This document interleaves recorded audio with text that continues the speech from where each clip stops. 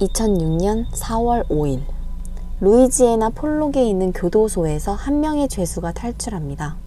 그 죄수의 이름은 리처드 맥네어. 탈옥한 지 몇 시간 만에 경찰들은 수배령을 내리고 인근 지역을 수색합니다. 그리고 리처드 맥네어는 도망치던 도중 한 경찰을 마주치게 되죠.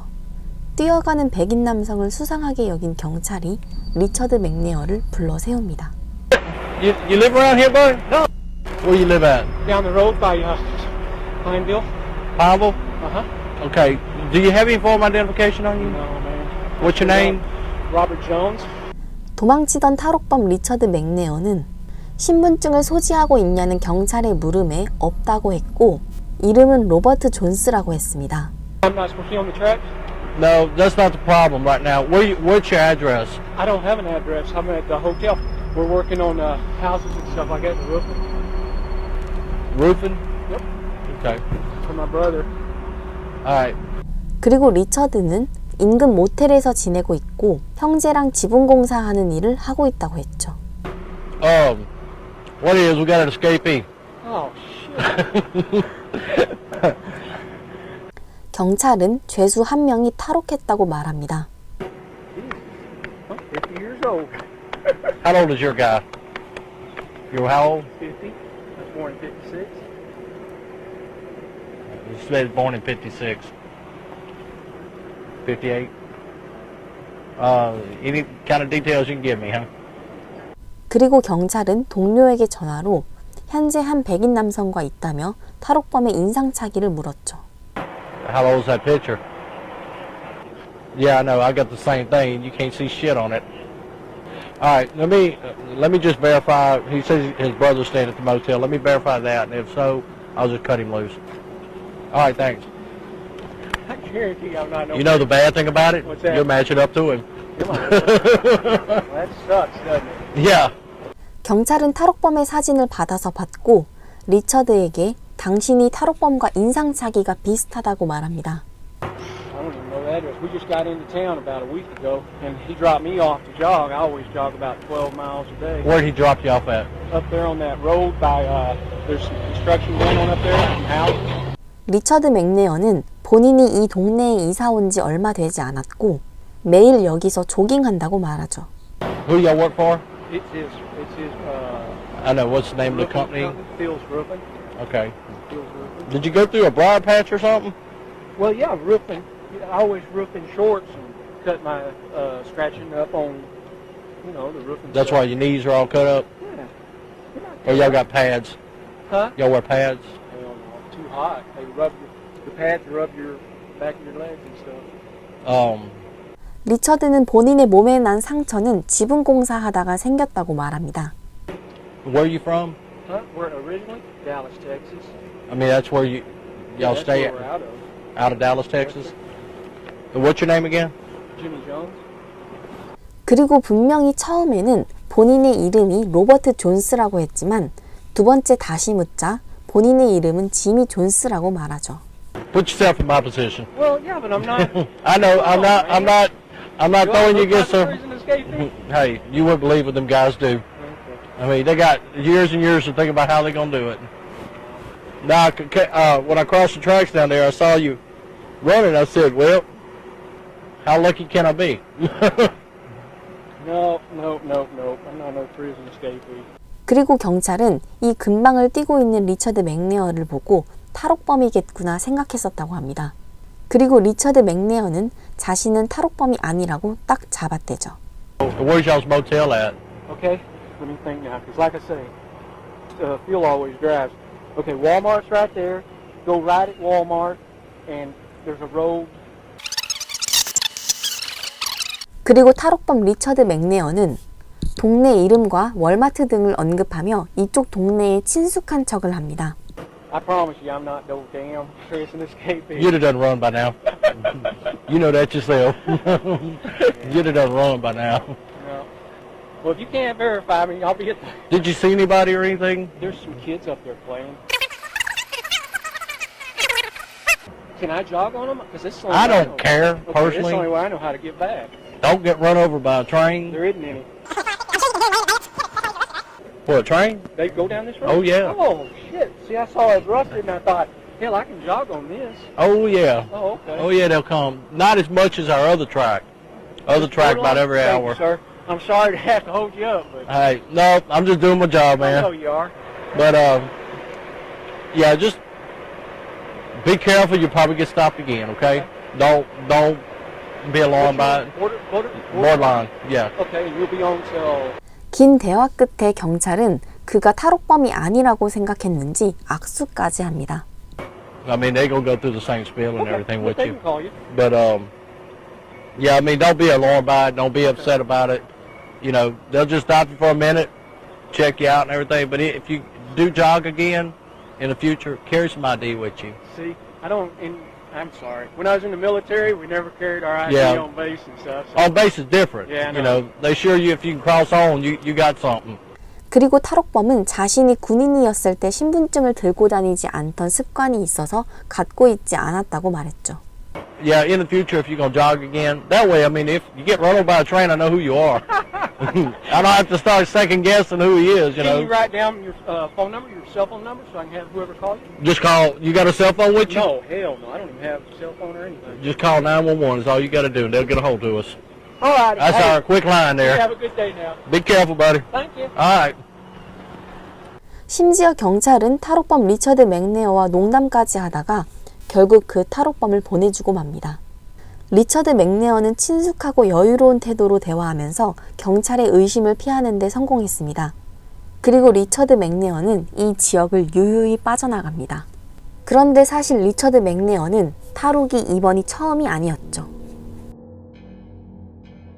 1987년 리처드 맥네어는 29살 때 절도를 하기 위해 한 건물에 침입했습니다. 하지만 지나가는 행인을 보고 깜짝 놀라서 그들을 총으로 쐈죠. 한 명은 트럭 운전사 제롬 티즈인데 그는 총을 맞고 사망했습니다. 그리고 또 다른 한 명은 4발의 총알을 맞았지만 살아남았죠. 그리고 그 생존자는 리처드 맥네어의 인상착의를 증언했습니다. 리처드 맥네어는 그 당시 공군기지의 하사였습니다. 리처드는 지역 근방의 사업체들을 털고 있었죠. 그리고 훔친 물건들을 한 지역 창고에 보관했습니다. 하지만 그 창고에 월세를 밀렸고 시설 관리자는 그 창고가 수상하다고 생각하고 리처드 맥네어를 신고했습니다. 그리고 리처드 맥네어는 결국 경찰의 수사 끝에 체포되었죠. 절도의 살인 미수까지 합쳐져서 종신형을 받을 것이 분명해 보였습니다. 그리고 리처드 맥네어는 남은 인생을 교도소에서 보내고 싶지 않았죠. 그래서 리처드 맥네어는 첫 번째 탈출을 시도합니다. 리처드가 체포되어 경찰서에서 조사를 받을 때 형사 3명과 함께 방에 있었고 의자에 수갑을 채웠습니다. 그리고 리처드는 혼자 남겨졌을 때 주머니에 들어있던 립밤을 이용해서 수갑을 미끄럽게 만든 다음 수갑을 풀고 탈출합니다. 그리고 리처드는 3층짜리 건물로 도망쳤습니다. 하지만 이미 경찰들이 그 건물을 포위했죠. 다른 탈출로가 보이지 않자 리처드 맥네어는 한 나무의 나뭇가지로 뛰어내렸습니다. 하지만 나뭇가지가 부러졌고 리처드 맥네어는 땅에 떨어져서 허리를 다쳤습니다. 그래서 리처드는 손쉽게 체포됩니다. 아직 교도소에 수감되기 전이었지만 리처드 맥네어는 그렇게 첫 번째 탈출을 실패했습니다.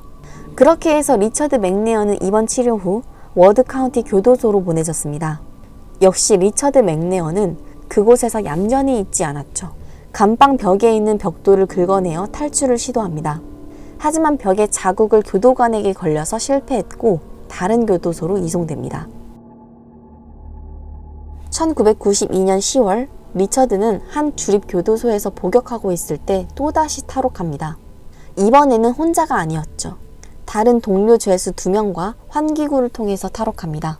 한 명은 몇 시간 만에 붙잡혔고 또 다른 한 명은 며칠 만에 붙잡혔습니다.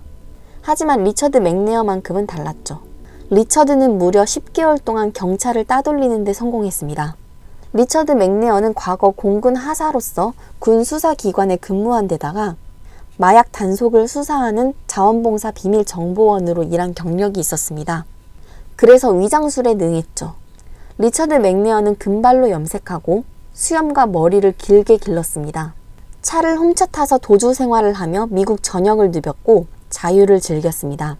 그러다가 1993년 8월 결국 10개월 만에 경찰에 다시 붙잡힙니다.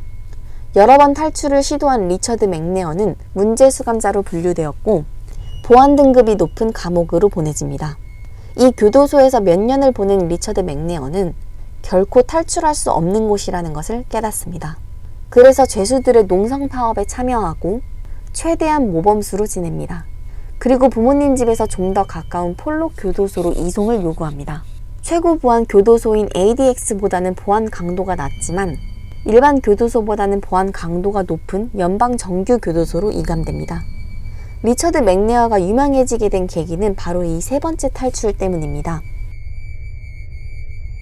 리처드 맥네어는 세 번째 교도소에서 낡고 찢어진 우편 가방을 수리하는 일을 맡습니다. 이렇게 수리된 우편 가방은 외부 우체국으로 운송되죠. 대부분의 다른 죄수들 입장에서 이 일은 지루한 일이었습니다. 하지만 리처드 맥네어는 조금 다르게 생각했습니다. 리처드에게 있어서 우편 가방 수리 일은 탈출할 수 있는 절호의 기회였죠. 2006년 4월 5일 리처드 맥네어는 다시 탈옥합니다. 오전 9시 45분 리처드는 겹겹이 쌓인 우편물 가방 속에 숨습니다. 그 가방에는 숨쉬기 위한 튜브가 달려 있었죠. 그리고 리처드 맥네어가 숨어있던 우편물 가방과 상자들은 교도소 밖으로 옮겨졌고 창고 직원들이 점심을 먹기 위해 떠난 11시까지 가방 더미 속에 숨어있다가 탈출합니다. 리처드 맥네어는 오후 4시쯤이면 자신의 탈옥을 알아차릴 것이라고 판단하고 도주했습니다. 그리고 루이지애나주 알렉산드리아 쪽으로 도망치기 시작했습니다.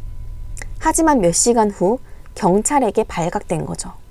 경찰은 이 근처에서 죄수 한 명이 탈옥했다는 사실을 알고 있었고 길에서 도주하던 리처드를 불러 세웁니다. 그래서 그때 리처드 맥네어는 조깅하는 척을 하고 자신은 지붕 수리 기사이며 동생과 함께 모텔에서 지낸다는 거짓말로 경찰을 속였죠.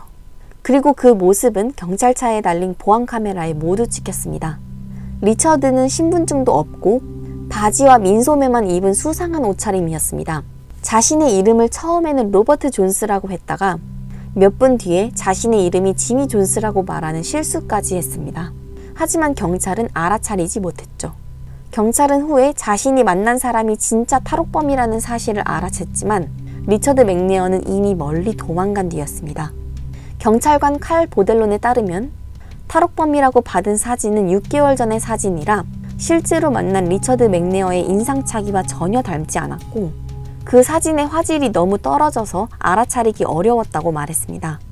또한 결정적으로 그 당시에 교도소 측에서 경찰에게 리처드 맥네어가 교도소 내에서 보이지 않지만 감옥을 탈옥한 건지는 확실하지 않다고 말했습니다.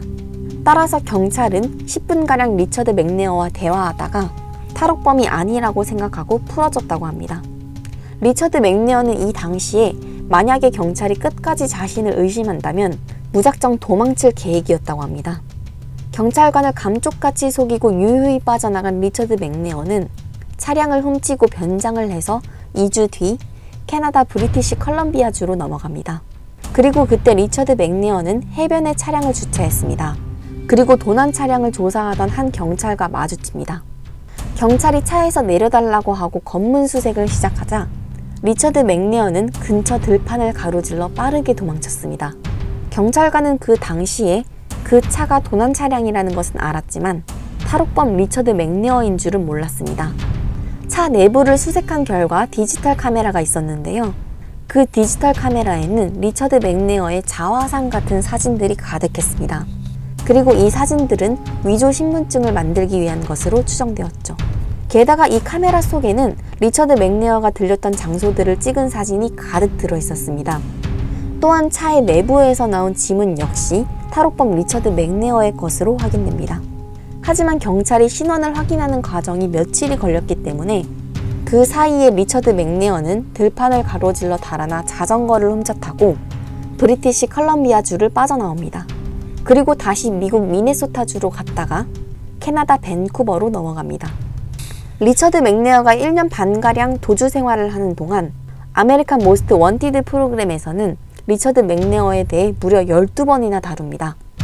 리처드 맥네어는 그 프로그램에서 자신을 다룰 때마다 열심히 시청하며 경찰이 자신을 어디까지 수색했는지 정보를 모았죠. 게다가 리처드 맥네어는 인터넷을 활용했습니다. 노트북을 훔친 뒤 인터넷에 나오는 각종 보도기사들을 주의 깊게 살피며 도주 계획을 세웠죠. 심지어 리처드 맥네어는 정보행위 자유법을 이용해서 FBI에 있는 자신에 관한 기록을 얻어낸 뒤 현재 수사기관이 자신을 어떻게 추적하고 있는지 파악까지 했습니다.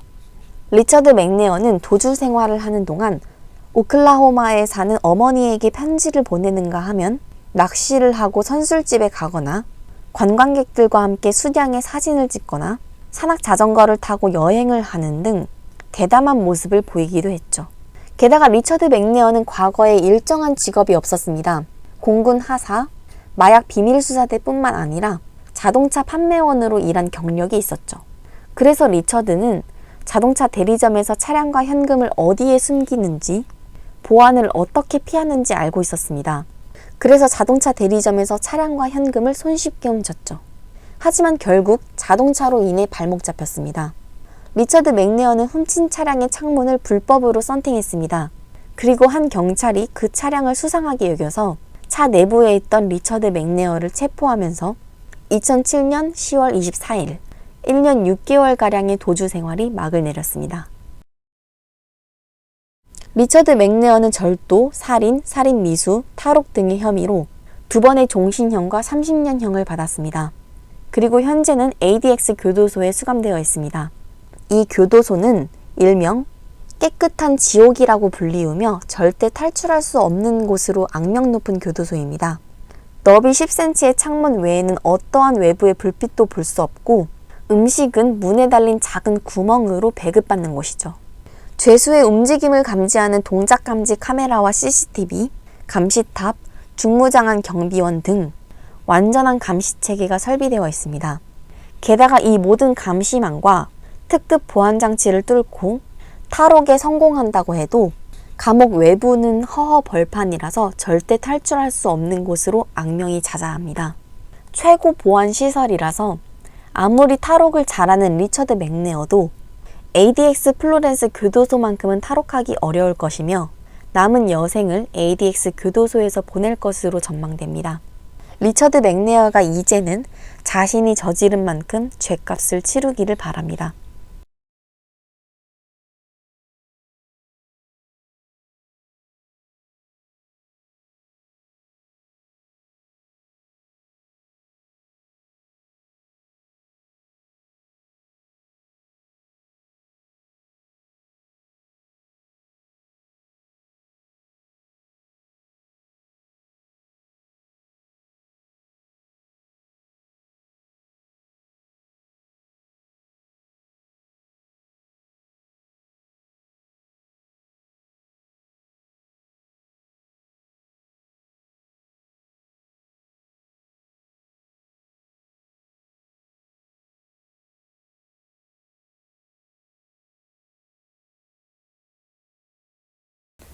한 미군이 공개한 휴가 사진에 국제사회에서 큰 파장이 불었습니다. 이유는 그 사진 속에 찍힌 사람 중 한 명이 30년 가까이 실종 상태였던 태국 여성이었기 때문이죠. 미군의 이름은 찰스 로버트 젠킨스, 30년 가까이 실종 상태였던 태국인은 아노차 판조이입니다. 둘의 관계는 무엇이며 왜 젠킨스의 사진 속에 실종된 여성이 찍혀있던 걸까요? 젠킨스는 1940년 노스캐롤라이나 리치스퀘어에서 태어났습니다. 1958년에 정규군에 입대해서 1960년부터 한국에서 근무했죠. 한국에서 젠킨스의 업무는 야간 순찰대였습니다. 그리고 1965년이 되어서 비무장지대에 배치되어서 근무 중이었는데요. 어느 날 젠킨스는 두려운 이야기를 들었습니다. 젠킨스의 부대가 베트남 전쟁터로 파병될 수도 있다는 이야기입니다. 전쟁터에 투입되는 게 너무 두렵고 무서웠던 젠킨스는 1965년 1월 4일 밤 평생 후회하게 될 선택을 하게 됩니다. 맥주 10캔을 마시고 만취해서 휴전선을 돌아보겠다는 핑계를 대고 비무장지대를 넘어서 북한으로 갔죠. 그 당시 서독에서 소련군과 대치 중이던 미군들 중 일부는 베트남 전쟁에 차출되어 죽는 것이 두려워서 탈영해서 동독군에 잡힙니다. 그리고 동독군이 소련에 넘겼죠. 그렇게 해서 소련은 이 탈영한 미군들을 협상물로 사용하곤 했는데요. 그런 탈영병들은 귀국한 뒤 미국에서 징역형을 받기는 했지만 전쟁터에 나가서 죽는 것보다 낫다고 생각했기 때문에 탈영하는 미군들이 있었다고 합니다. 젠킨스도 그 당시 그렇게 생각했습니다. 북한으로 넘어간 뒤 북한이 소련으로 넘기면 포로 교환을 통해서 미국으로 돌아가는 거죠. 그래서 휴전선을 넘어 월북을 하게 됩니다. 하지만 예상과는 다르게 북한에서는 젠킨스를 소련으로 보내주지 않았습니다. 젠킨스보다 먼저 월북했던 미군들이 3명 있었는데요. 그 미군들과 젠킨스를 선전용으로 활용하죠. 북한이 거대한 감옥이라는 것을 깨닫는 것은 그리 오랜 시간이 걸리지 않았습니다. 그래서 1년 후 그들은 평양에 있는 소련 대사관에 찾아가서 망명을 요청했지만 소련 대사관 측이 거절을 했죠. 그래서 이 월북한 미군들은 북한에서 평생 살게 됩니다. 강제로 북한의 사상 교육을 받았고 북한의 선전 영화에 악역으로 출연했습니다. 또 북한 공작원들에게 영어를 가르쳐주는 일을 하게 됩니다. 제일 끔찍한 것은 젠킨스의 팔에 미군을 상징하는 문신이 있었는데 그것을 마취 없이 제거했다고 합니다. 북한에서 살려는 목적으로 넘어간 것이 아니기 때문에 젠킨스는 월북한 것을 한평생에 걸쳐 후회하게 됩니다. 악몽 같은 젠킨스의 북한 생활에서 조금이나마 빛은 있었습니다. 북한은 당시 공작원들에게 외국어를 가르치기 위해서 외국인들을 납치하는 경우가 있었는데요. 젠킨스는 1980년 40세가 되었을 때 북한 공작원에 의해 납치된 일본인 소가 히토미와 결혼을 하게 된 거죠. 만난 지 38일 만에 결혼한 둘은 2명의 딸을 낳고 살았습니다. 그러다가 2002년 젠킨스의 삶에 기회가 왔죠. 당시 북한 지도자 김정일이 일본 총리와 회담을 하면서 일본인들을 납치했다는 사실을 인정했습니다. 그리고 그 일본인들을 일주일간 고향인 일본으로 보내주기로 하죠. 고향으로 갈 일본인 중에는 젠킨스의 아내 소가 히토미도 포함되어 있었습니다. 그래서 소가 히토미는 혼자 일본에 가게 되었죠. 그리고 당연히 일주일 여행이 끝나고도 북한으로 돌아가지 않았습니다. 사실 이때 일본인들 뿐만 아니라 가족도 함께 나갈 수 있었기 때문에 젠킨스는 소가 히토미와 함께 북한을 탈출할 수 있었는데요. 북한 측은 젠킨스에게 협박을 했죠. 미국은 탈영병에게 무기징역형을 주기 때문에 북한에서 나가면 여생을 평생 교도소에서 살아야 한다고 협박했습니다. 그래서 이때 부인과 함께 일본으로 가지 않고 2 딸과 북한에 남았죠. 하지만 2년 뒤 2004년 젠킨스에게 다시 기회가 옵니다. 아내 소가 히토미가 북한에 남은 젠킨스와 2 딸의 송환을 요구했습니다. 그래서 일본과 북한의 협상을 통해 북한 측이 허락을 하면서 인도네시아에서 젠킨스와 2 딸이 소가 히토미와 만날 수 있게 해준 거죠. 드디어 약 40여 년의 세월이 지나고 북한을 탈출할 수 있게 됩니다. 일본으로 귀국한 뒤 젠킨스는 미군으로부터 30일 징역형을 받았습니다. 미군 역사상 최장기간 탈영병이었지만 인도주의적인 차원에서 30일형만 받았죠. 그리고 모범수로 25일 만에 석방하여 불명예 제대를 하게 됩니다. 그리고 부인 소가 히토미의 고향인 사도섬에서 살면서 기념품 가게를 운영했습니다. 40년 만에 처음으로 90세가 된 어머니와 재회도 했죠. 하나의 거대한 감옥 같았던 북한에서의 삶에 대해서 폭로했습니다. 그렇게 월북한 미군의 사건은 잘 마무리된 듯 했는데요. 그런데 젠킨스가 북한을 탈출하면서 가져온 한 장의 사진이 국제사회에 큰 화제와 파장을 일으킵니다. 젠킨스가 2004년 평양을 떠날 때 북한 측은 젠킨스의 소지품을 모두 압수했습니다. 젠킨스 외에 다른 사람이 찍힌 사진은 모두 뺏었죠.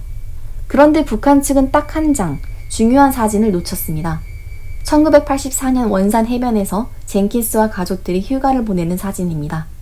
언뜻 보기에는 그냥 평범한 휴가 사진처럼 보이는데요. 하지만 젠킨스가 그 사진 속에 찍힌 젊은 여성의 정체를 밝혔죠. 그 여성의 이름은 아노차 판조이, 태국인으로 수십 년간 실종 상태였던 여성이었습니다. 아노차는 1955년 태국 북부 치앙마이에 가까운 산캄팽이라는 마을에서 태어났습니다. 아노차의 아버지는 한국전 참전 용사였습니다. 어머니는 아노차가 어릴 때 돌아가셨죠. 아노차는 고등학교를 졸업한 뒤에 방콕에서 일하다가 마카오로 거주지를 옮겨서 호텔 마사지사로 일했습니다. 그런데 1978년 아노차는 어느 날 갑자기 흔적도 없이 사라집니다. 아노차의 가족들은 아노차가 어떠한 사고로 살해당한 줄 알고 시체라도 찾기 위해 백방으로 노력했지만 결국 아무런 증거를 발견하지 못했습니다. 그렇게 안타깝게도 30년의 세월이 흘렀습니다. 아노차의 아버지는 사망했고 아노차의 오빠만이 여전히 아노차를 애타게 찾고 있었죠. 그러다가 월북한 미군 젠킨스가 북한에서 탈출한 뒤 사진을 공개하면서 자신의 휴가 사진에 찍힌 여성이 수십 년 전 실종된 태국인 아노차 판조이라는 사실을 폭로한 것입니다. 이 증언은 미국뿐만 아니라 아노차의 고향인 태국에서도 널리 보도되었고 아노차의 가족들은 30년 만에 처음으로 아노차의 생사를 알 수 있었죠. 젠킨스가 아노차에게 들은 납북 과정은 이렇습니다. 아노차는 마카오에서 자신을 일본인이라고 소개하는 한 남자를 만났습니다. 그 남자는 아노차에게 여행 가이드를 해줄 것을 부탁했죠. 그래서 아노차는 아파트에 함께 사는 친구에게 근처 동네 미용실에 다녀오겠다고 말을 하고 집을 나섰습니다. 그리고 일본인 관광객이라고 주장했던 그 남자가 아노차에게 보트 여행을 시켜달라고 하죠. 그래서 해변으로 갔는데 거기에서 잠복해 있던 요원들이 아노차를 강제로 보트에 태웁니다. 그리고 그 보트는 북한 해안을 향해 출항했고 강제로 북한으로 이송됩니다. 그때는 1978년 7월 2일이고 마카오에서 여성이 실종되었다고 보고된 시기와 일치합니다. 아노차는 강제로 북한에 오게 된 뒤 젠킨스처럼 월북한 미국인 레리 알렌 앱셔에게 보내졌습니다. 북한은 외국인과 북한 사람의 결혼을 엄격하게 금지하기 때문에 외국인들끼리 강제로 짝을 지어줬죠. 그리고 아노차와 레리는 결혼했습니다. 둘은 젠킨스가 사는 곳 근처에서 살면서 친하게 지냈죠. 하지만 1983년 당시 40세였던 레리가 심장마비가 왔습니다. 아노차는 젠킨스에게 도움을 청하고 함께 집으로 돌아왔지만 레리는 이미 사망한 상태였죠. 아노차는 혼자 살면서 그 후로도 젠킨스 가족과 가깝게 지냈습니다. 하지만 6년이 지난 1989년 북한 측이 아노차를 또다시 강제 결혼시킵니다. 이번에는 북한에서 일하는 동독의 사업가였죠. 그리고 1989년은 독일 베를린 장벽이 무너진 해이면서 동시에 아노차가 사람들에게 마지막으로 목격된 해입니다. 그 이후로 젠킨스 역시 아노차를 만나지 못해서 아노차의 생사를 알 수 없었죠. 젠킨스의 증언 이후 아노차의 오빠는 태국 정부 관계자를 만나서 아노차의 실종에 대해 해결해 줄 것을 촉구합니다. 여러 번 송환을 요청했지만 태국 정부는 정치적인 이유로 침묵했습니다. 그리고 그 후 안타깝게도 아노차의 오빠마저 세상을 떠났습니다. 그렇지만 가족들은 아노차를 찾겠다는 희망의 끈을 놓지 않았죠. 아노차 오빠의 딸과 아들이 여전히 아노차의 송환을 위해 노력했습니다. 그러나 북한 측이 아노차 납북 사건을 인정하지 않았죠.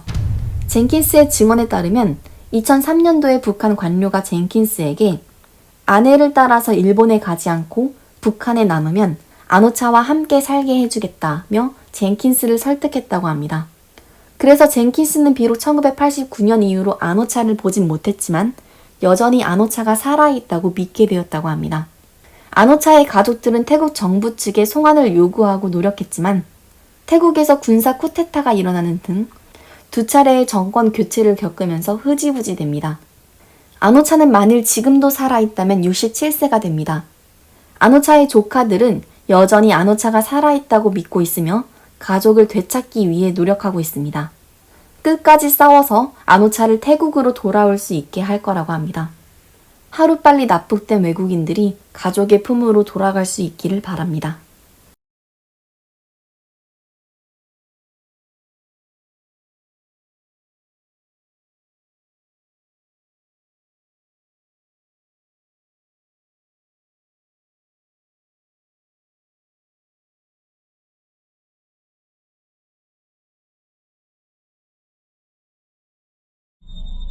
엘리자베스는 중학교 졸업을 앞둔 평범한 14살 소녀였습니다. 엘리자베스가 사라진 그날은 여느 때와 다르지 않았죠. 오후 6시에 가족이 다 함께 저녁을 먹었고 엘리자베스는 다음날 학교에서 하프를 연주하는 행사에 참여해야 했기 때문에 일찍 잠자리에 들었습니다. 6남매인 엘리자베스는 9살인 동생 메리와 방을 같이 썼는데요. 그날 밤 엘리자베스는 평소처럼 엄마가 읽어주는 책 내용을 들으며 잠에 빠졌습니다. 그런데 새벽 4시쯤 갑자기 메리가 부모님을 깨웁니다.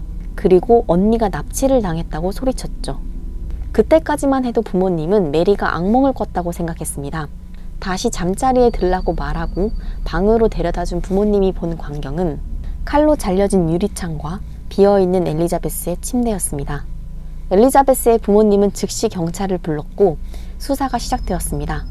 하지만 현장에서 지문이나 DNA 같은 유용한 증거가 없어서 수사에 큰 난항을 겪었죠. 실종 전단지를 배포하고 2,000명의 자원봉사자와 수색 작업을 벌이는가 하면 엘리자베스의 아버지는 TV에 출연하여 납치범에게 딸을 돌려줄 것을 호소하는 방송을 하기도 했습니다. 시간이 지나도 수사에 진전은 없었습니다. 엘리자베스의 생사가 불분명해질 무렵 경찰은 지역의 유망한 영매들을 수사에 참여시키고 엘리자베스의 행방을 물었죠. 영매의 답변은 절망적이었습니다.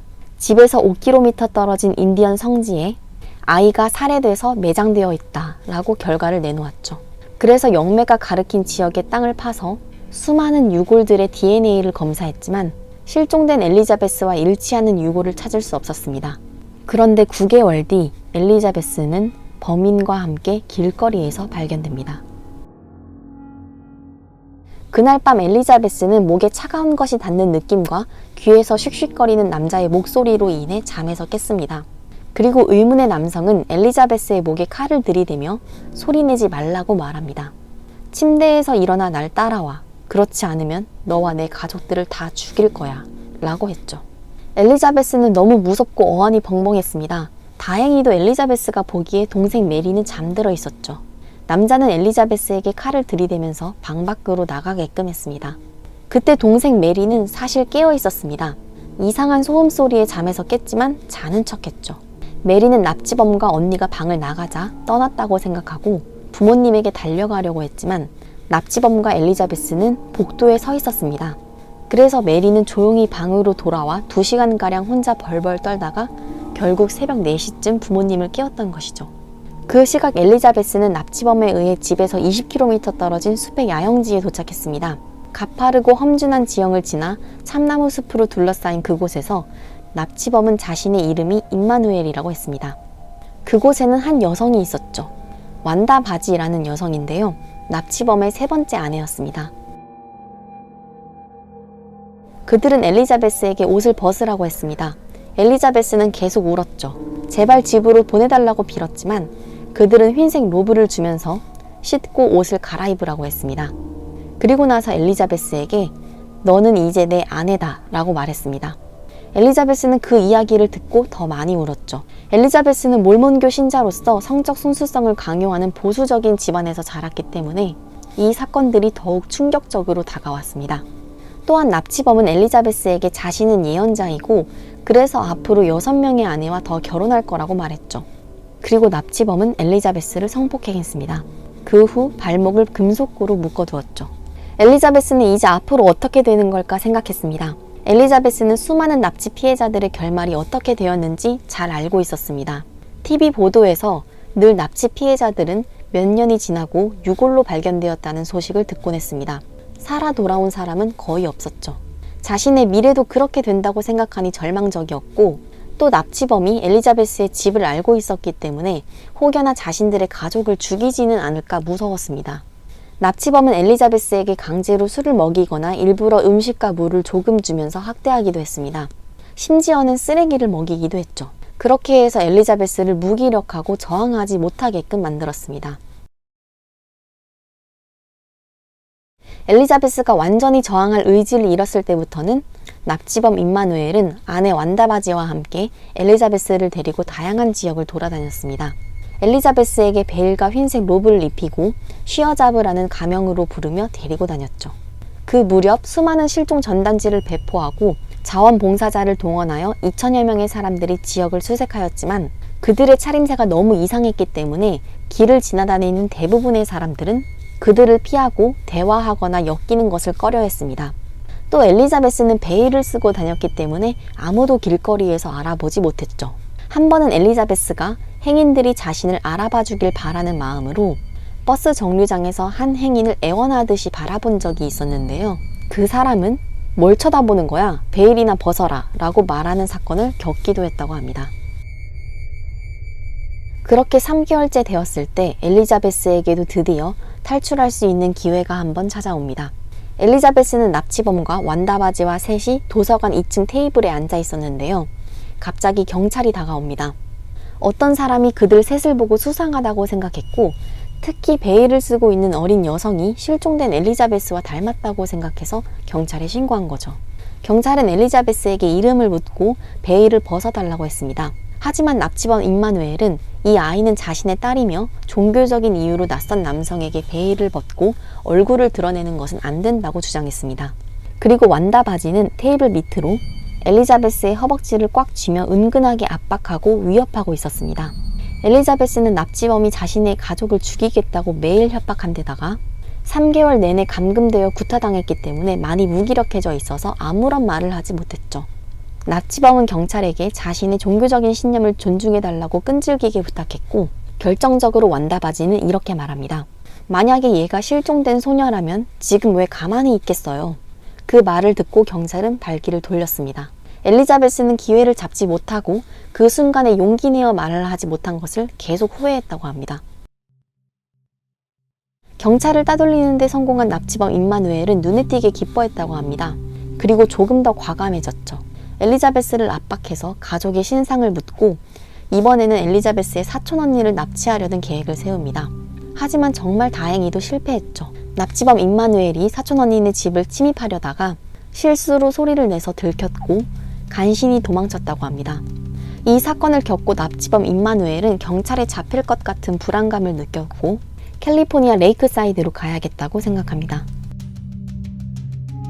자신이 살던 주를 떠나 캘리포니아로 오게 되면서 엘리자베스가 갖던 희망은 더 줄어들었습니다. 그곳에서 엘리자베스와 납치범 2명은 노숙자들에게 나눠주는 무료 급식을 먹으면서 연명했습니다. 또한 납치범은 음식을 훔쳐서 엘리자베스에게 가져다 주었기 때문에 엘리자베스는 늘 굶주림과 탈수증을 겪었죠. 게다가 납치범은 뉴욕이나 보스턴 등의 먼 도시로 이사할 계획을 세우고 있었습니다. 엘리자베스는 고통스러웠고 전혀 아는 사람도 없고 지리를 모르는 도시보다는 자신이 살던 도시로 돌아가야겠다고 생각했습니다. 납치범은 늘 엘리자베스에게 자신은 신에게 말을 자주 걸고 가장 친한 친구라고 말하곤 했습니다. 그래서 납치범의 신념을 이용하기로 했죠. 여기서 계속 굶주림에 시달리는 것은 신이 우리들을 솔트레이크 시티로 돌아오게 하려는 의도라고 말했습니다. 전에 있던 숲의 야영지로 가는 게 어떻겠냐고 신에게 물어보라고 합니다. 납치범은 그 말을 듣고 다시 유타주 솔트레이크 시티로 돌아오죠.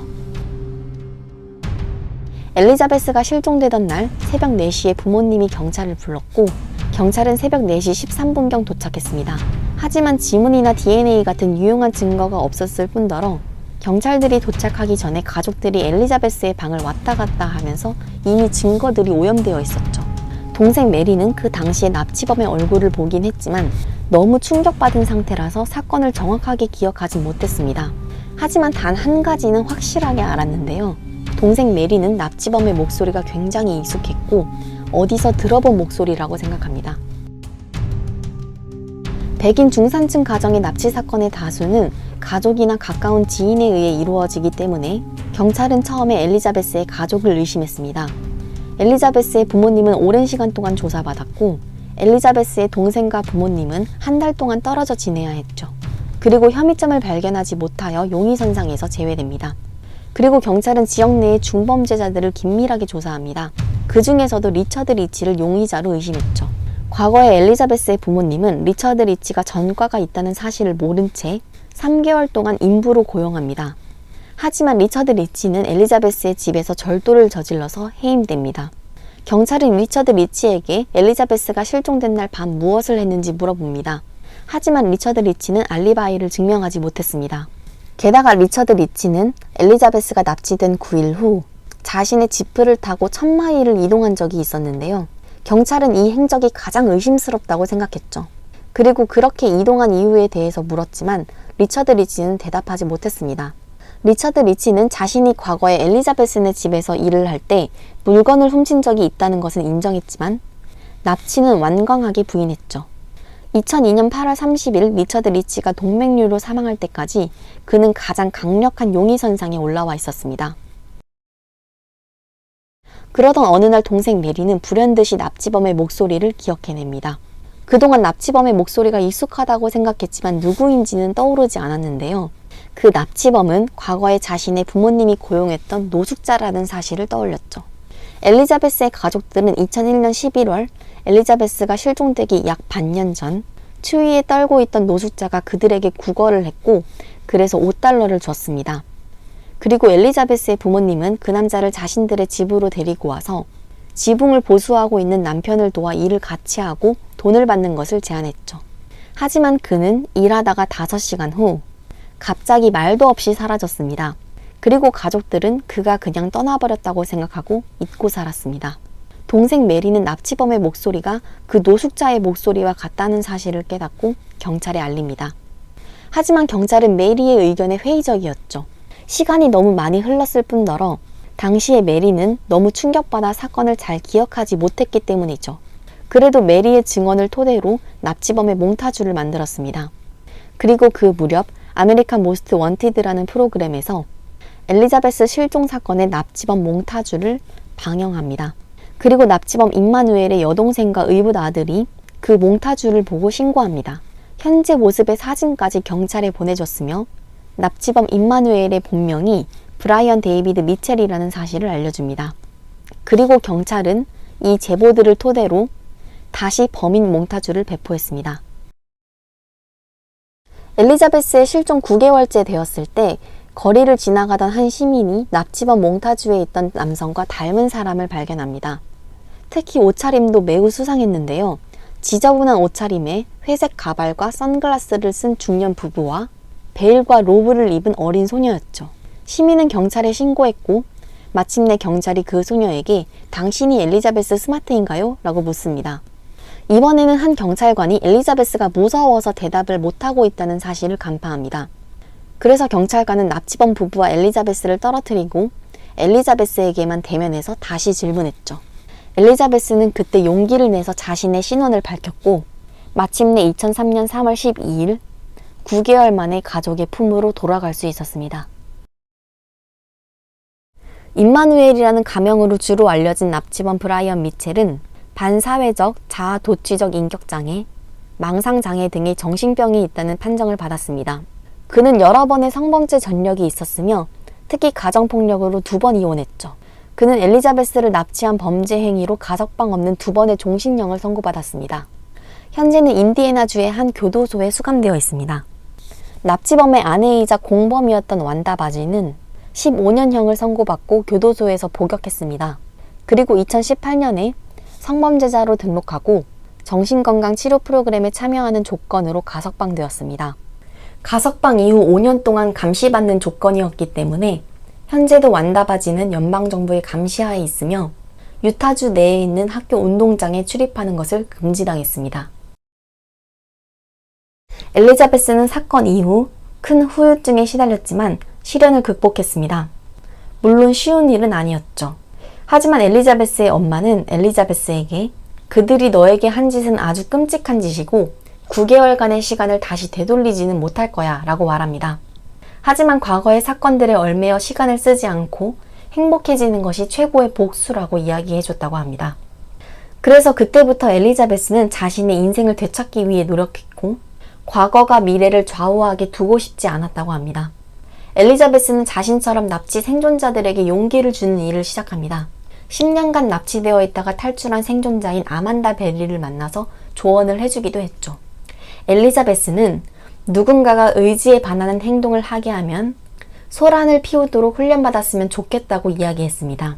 만약에 납치범이 자신의 집에 침입한 날 밤 자신이 납치 상황이나 의지에 반하는 행동을 강요받을 때 대처하는 훈련을 받았더라면 결과가 달라지지 않았을까 생각한다고 합니다. 엘리자베스는 ABC 뉴스의 기자가 되었으며 범죄 프로그램 크라임워치 데일리의 리포터로 활동하기도 했습니다. 자신의 경험을 상세히 기록한 책을 2권 발간하여 베스트셀러가 되기도 했으며 현재는 자신과 같은 몰몬교 신자와 결혼해 2명의 아이를 두었습니다. 엘리자베스의 이야기는 영화로도 만들어졌죠. 엘리자베스는 자신과 비슷한 경험을 한 생존자들에게 포기하지 않고 삶에 희망을 줄 수 있도록 재단을 설립하고 생존자들을 돕는 일을 하고 있습니다.